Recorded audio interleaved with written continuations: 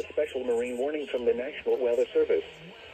The National Weather Service in Chicago has issued a special marine warning for nearshore waters from Winthrop Harbor to Calumet Harbor, nearshore waters from Calumet Harbor to Michigan City, open waters from Winthrop Harbor to Michigan City out to mid-lake until 1:45 p.m.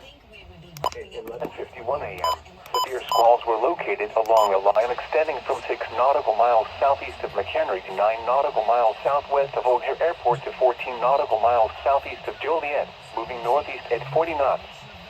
These have a history of producing pockets of wind gusts in excess of 65 knots. Hazard: wind gusts in excess of 65 knots.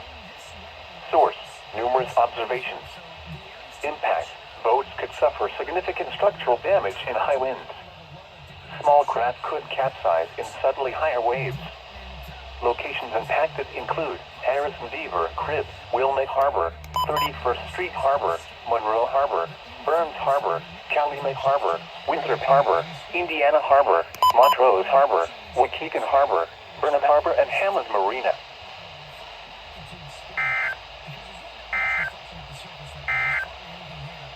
A severe